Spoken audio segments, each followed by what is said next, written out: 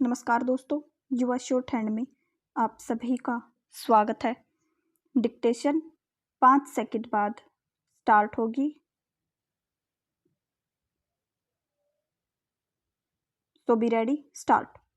माननीय मंत्री जी, पंचवर्षीय योजनाएं सरकार द्वारा निर्मित वस्तुओं की अपेक्षित मांग पैदा करने में विफल रही हैं और केंद्रीय सरकार सार्वजनिक क्षेत्र के कारखानों को स्पष्ट लक्ष्य प्रदान करने में असफल रही है।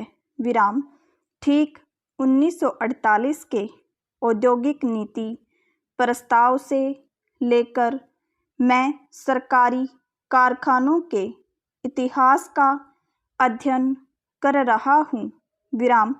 पर बावजूद इसके मुझे इस बात का पता नहीं लग सका है कि सरकारी कारखानों का उद्देश्य क्या है, वे क्या चाहते हैं। Question mark. पहला, अमेरिका, ब्रिटेन, फ्रांस में भी सरकारी उद्योग चल रहे हैं। विराम। वहाँ उनसे यह अपेक्षा की जाती है कि वे असाधारण खतरों की स्थिति में निर्मित हों। विराम। जैसे अंतरिक्ष तथा अणुशक्ति संबंधी कार्यक्रम को लेकर सरकारी कारखाने खोले जाते हैं, परंतु उन देशों में सरकारी उद्योग क्षेत्र अपने आदर्शों की पूर्ति के लिए निजी उद्योगों को काम में लाते हैं और उन्हें इस्तेमाल करते हैं। विराम। पहला, कुछ लोग कहते हैं कि सरकारी उद्योगों का उद्देश्य समाजवादी समाज का निर्माण करना है और राष्ट्रीय उद्योगों में आदर्शों की ऊंची गद्दी पर बैठकर वार्षिक प्रगति लाना है। विराम। चौथी योजना तक तीनों योजनाओं के कागज भी बहुत कुछ सार्वजनिक क्षेत्र के कारखानों के अतिरिक्त मांगों पर निर्भर करते आ रहे हैं। विराम। मैं पूछना चाहता हूँ कि आदर्शों की ऊंची गद्दी क्या है और यह किस उद्देश्य से है। Question mark. मेरे विचार में सरकारी कारखानों को केवल लाभदायकता के मानदंड से मापना ठीक नहीं।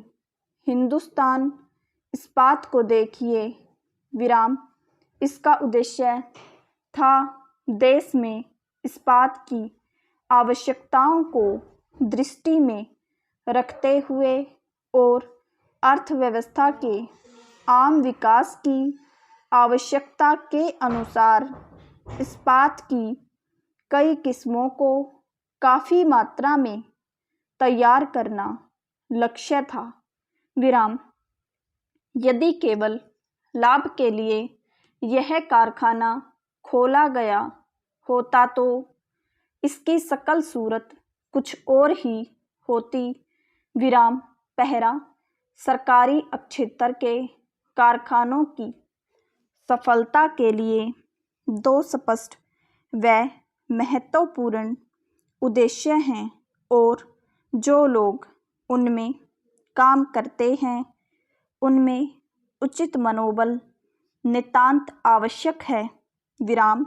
हिंदुस्तान इस्पात को केवल लाभदायकता के मानदंड से जांचना इसके उद्देश्य को नज़रअंदाज करना है। विराम। जो सरकारी कारखाने देश की किसी वस्तु की आवश्यकता को पूरा करने के लिए बनाए जाते हैं, जैसे कि हिंदुस्तान इस्पात, ऐसे कारखानों में पहले तो लाभ होने का सवाल ही नहीं उठता। विराम। ऐसे सरकारी कारखानों से कुछ वर्षों के लिए लाभ की आशा नहीं करनी चाहिए, बल्कि उन्हें देश की उस आवश्यकता को पूरा करने का पूरा अवसर प्रदान करना चाहिए। विराम। कुछ सालों के बाद स्वतः उनसे लाभ होगा। विराम।